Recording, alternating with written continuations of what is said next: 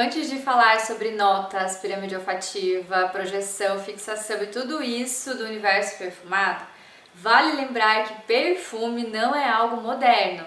Na verdade, os perfumes acompanham os homens desde o princípio das civilizações. Eu resolvi trazer aqui uma breve história da perfumaria, uma ordem cronológica, para que você entenda essa evolução do perfume, mas não vendo o perfume como um produto ou entendendo a história do perfume, mas sim como ele acompanhou a história do homem na humanidade. Então, desde lá do princípio, nas primeiras civilizações que a gente tem registros, lá no Egito Antigo, mais de 5.000 anos atrás, que foi onde os perfumes surgiram, eles nasceram, o homem já usava perfume da mesma forma que você usa hoje, com essa mesma intenção de ter algo que seja uma extensão da sua personalidade, que envolva respeito, que traga um certo status, poder, masculinidade. Então o perfume ele está muito ligado a tudo isso que o homem deseja, a tudo isso que o homem quer transmitir ou que ele quer para si. Então, começando lá no Egito Antigo, onde o perfume estava muito mais relacionado a algo sagrado. Os faraós, eles viam o perfume como se fosse o suor dos deuses. E eles também usavam o perfume para se destacar. Além dessa parte espiritual, que eles viam como o perfume sendo algo divino, só os nobres tinham acesso aos componentes aromáticos. Então, só os faraós, só os nobres se perfumavam naquela época. E desde lá até os dias de hoje ele foi evoluindo e ele foi sendo utilizado de acordo com cada momento. Então lá no Egito Antigo, com essa ideia mais de algo espiritual, algo para ligar, para poder levar a sua intenção aos deuses. Também tinha muito a questão do embalsamento, de estar preparado para a vida eterna, porque o pilar da civilização, o pilar da cultura era a vida após a morte. Então o perfume estava totalmente ligado a isso. E as notas mais utilizadas, que era mirra, olíbano, incenso, tinha um pouco de rosa também, mas tudo voltado com essa intenção mais espiritual. Depois, já mudando para a Grécia, a gente tem uma perfumaria totalmente diferente, onde os homens utilizavam perfume como uma extensão da sua virilidade, da sua masculinidade. Nessa época da Grécia Antiga, tinha muito essa intenção de ligação de mente, corpo, então os homens utilizavam muito os perfumes como uma extensão da sua personalidade e tinha muito esse culto do belo, do corpo, da vitalidade, da inteligência. E nessa época também a gente tem muito a cultura dos deuses, Apolo, Eros e esses outros deuses que também estavam muito ligados às notas aromáticas. Apolo, por exemplo, tem muita ligação com louro, com alecrim, com manjericão. Já Eros tem uma ligação com rosa, com notas mais balsâmicas, mais adocicadas. E o que isso traz para você nos dias de hoje? Todos os perfumes que têm essas notas mais aromáticas, e eu vou me aprofundar no decorrer dos nossos próximos encontros, mas já fica muito fácil de entender que quando você quer trazer esse lado de vitalidade, de masculinidade, de inteligência, perfumes que têm essas notas aromáticas comunicam muito isso. Até porque já está na nossa cultura, já está no nosso inconsciente, nas nossas memórias olfativas, porque foi passada de cultura após cultura essa intenção e o que esses cheiros representam. Eros, por exemplo, está muito ligado com o cheiro de rosas, de sedução, de paixão e essas notas mais adocicadas também, mais sedutoras. Então, na Grécia tinha muito essa cultura do perfume como uma extensão do belo, de valorização, de toda essa conexão de corpo com saúde, com vitalidade, com inteligência. Já saindo da Grécia, chegando na Roma, tudo muda. Aqui o perfume está muito ligado com poder e com conquista. Nessa era onde os romanos estavam muito nessa busca de conquistar novos territórios, eles também começaram a ter muito acesso a notas que eram de diversos outros lugares. Então, quanto mais ele conseguia ter perfumes com uma diversidade de notas, mais demonstravam os territórios que ele tinha conquistado.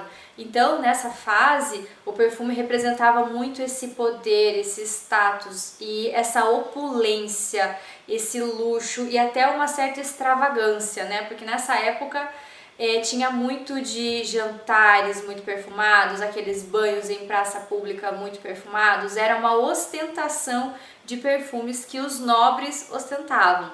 Mais uma vez, os perfumes eram utilizados apenas por nobres, por pessoas que tinham como ter acesso a essas matérias-primas. Nesse momento histórico da vida do homem aqui na Terra, teve também a passagem de Jesus Cristo, né? Cristo significa ungido e ungido significa perfumado também, algo que foi perfumado, com óleos perfumados. Então até mesmo a passagem na Bíblia, quem conhece um pouco da história também, sabe de mirra, de olíbano, que está muito ligado com o nascimento de Jesus. Então a perfumaria acompanha até mesmo essa parte mais religiosa.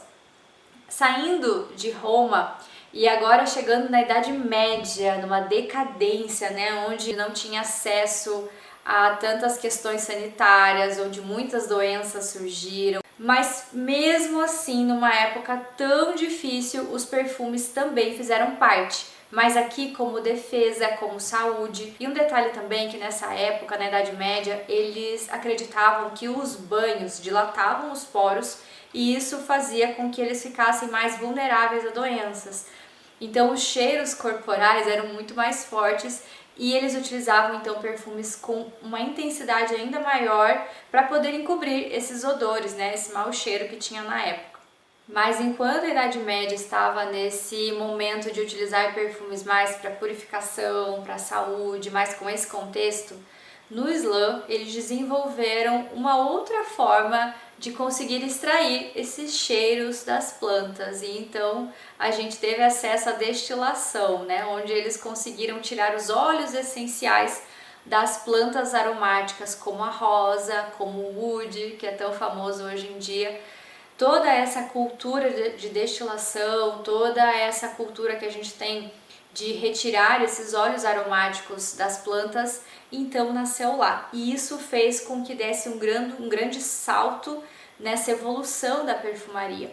Tanto que muitas pessoas falam que o verdadeiro berço da perfumaria é nessa região, porque foi realmente onde tudo mudou, onde tudo começou a ganhar uma nova roupagem, né? Uma nova forma de ver perfume.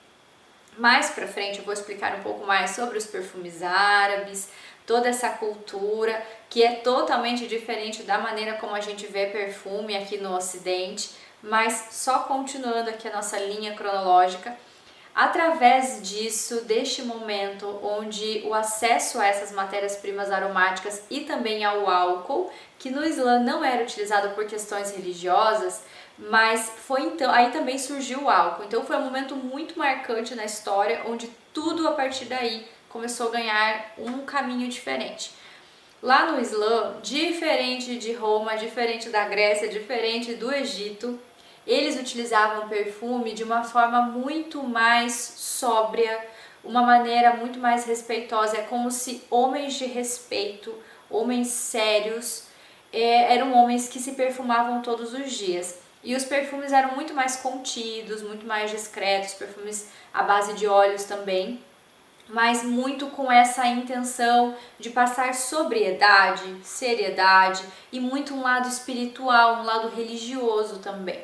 Muito diferente de Roma, muito diferente da Grécia.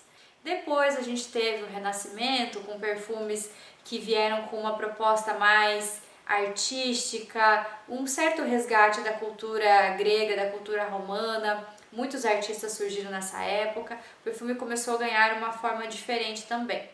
E no decorrer da história, o perfume foi evoluindo, foi mudando. A nossa cultura também começou a ganhar uma certa diversidade, né? Cada vez mais as pessoas começaram a ter expressão própria da sua personalidade e não mais tão ligada só à religião, só à cultura, só ao momento. Mas um pouco antes da gente chegar nos perfumes que a gente conhece hoje, nos perfumes modernos, nessa grande variedade que a gente tem de marcas, de notas, de tecnologia e de muitos perfumes, Antes de ser descoberto, de ser desenvolvido as primeiras notas sintéticas, os perfumes, eles sempre pertenceram mais aos nobres. Então o perfume estava muito ligado a status, a poder, a quem tinha mais condições, mais essa parte da nobreza, porque nem todo mundo tinha acesso a perfume, porque era algo muito difícil de conseguir ter, de conseguir produzir. Quando as notas sintéticas começaram a aparecer, que a gente teve a grande democratização da perfumaria. E aí que começaram a surgir as marcas, as casas de perfumaria e até mesmo um certo monopólio de muitas empresas, né, da produção dessas matérias-primas e também das casas de perfumaria onde elas criavam ali as suas próprias matérias-primas e tinham os seus próprios perfumistas, e tudo isso trouxe até os dias de hoje. Eu quis trazer aqui essa ordem cronológica de uma forma bem resumida e muito simples, porque tem muita história nesses 5.000 anos, né, que passou aqui no que eu falei. Muita coisa aconteceu, mas eu quis trazer isso para você ver como o homem sempre se perfumou, sempre teve o perfume fazendo parte dessa extensão da sua personalidade, ou quando ele queria se sentir mais poderoso, quando ele queria demonstrar a sua conquista, quando ele queria seduzir, quando ele queria ter uma conexão mais religiosa.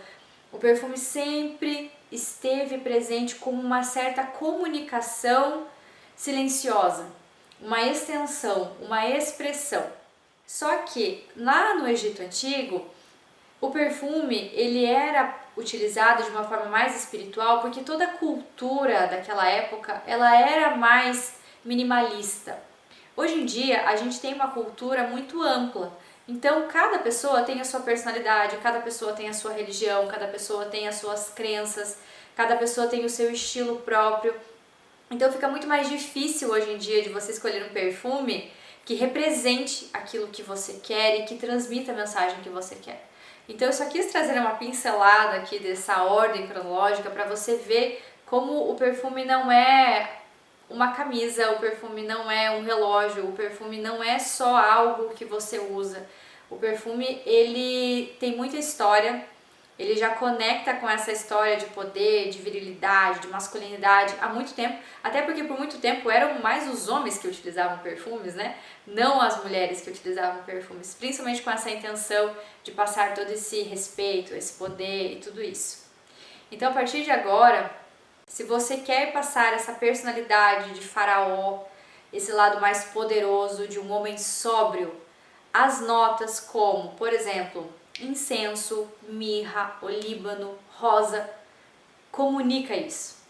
Se você já é um homem mais esportivo, intelectual, que gosta de passar vitalidade, energia, você é um homem que gosta de cuidar de você, combina muito com as notas que os gregos usavam. Alecrim, manjericão, sábia, lavanda, todos esses aromáticos. Se você já tem um lado mais sedutor, comunica muito com as notas que eles remetiam a Eros, ao deus da sedução. Rosa, notas ambaradas, mais adocicadas e assim por diante. E por que isso? Fica muito mais fácil na hora que você for comprar um perfume, essa ligação de você entender quais notas comunicam o que.